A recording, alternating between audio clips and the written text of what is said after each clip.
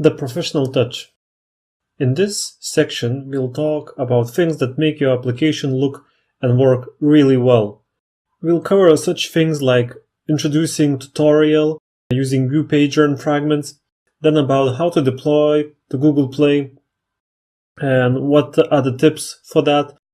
Then we'll continue with the Canvas and how to use Canvas to create customized views.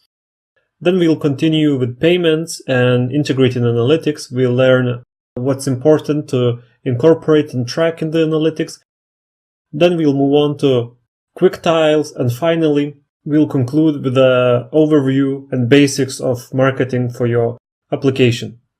Creating intro tutorial with ViewPager and Fragments. So first of all, why is it important to have a tutorial?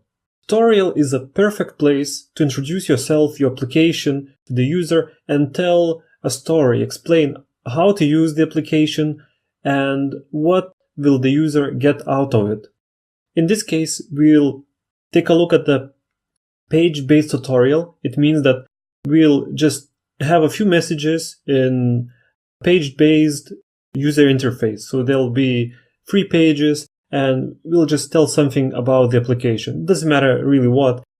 In the end, it's going to be up to you on your specific application to do the proper explanation. So let's take a look at the code. So here we have a tutorial activity, and it's our entry point to the tutorial. Inside it, we'll have a ViewPager. You can see it's here, ViewPager. It's basically a container that will contain the elements of our tutorial pages. So there is this ViewPager in our layout, and then inside of it there is pager title strip. It's used to display the title of the current page. So now let's take a look at those pages. So ViewPager works in a similar way like Recycler View or List View, that it has multiple elements that are constructed in some way inside of it. So for this construction, it's been taken care of by the step adapter. Again, it extends fragment state pager adapter, which is basically a fragment interface to use for the ViewPager. And here we have list of pages that we will use to display for the user. So here we have a few pages, we call them tutorial step. So first of all, it's going to be hello step, then what to do step, and then the finalization step. It's something similar we've seen before. It's just a regular adapter, but the difference here is that we use this pages list with our tutorial steps. So now let's take a look. What is this tutorial step? And tutorial step is just a fragment. It has a very simple structure.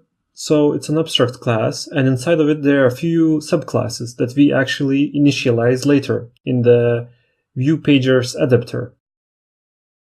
Those classes have titles.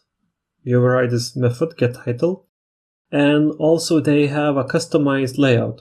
So each of them has a unique layout. So if we go to the hello layout, we can take a look how it looks, and it's just saying welcome. Very simple. Just a text view, swipe to continue, a short explanation so the user doesn't get lost.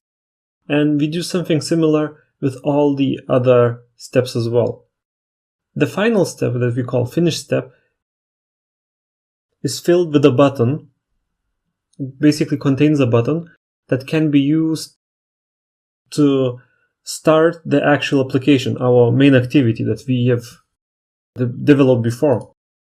And for this we have used to do the binding and click event handling, we have used button knife library as we have used before. And the rest is basically, you should be familiar with all the stuff. Well, we do some injection here to inject the settings class. We use settings class, it's a new one, to mark if the user has seen tutorial or not. And that's pretty much it. We have a ViewPager, a few steps that we initialize an adapter to control the state. So how does this application look like now? We can take a look in our emulator. There's this welcome message that we have just seen, and it just says swipe to continue. Well, and if we swipe, then the user will be shown another message.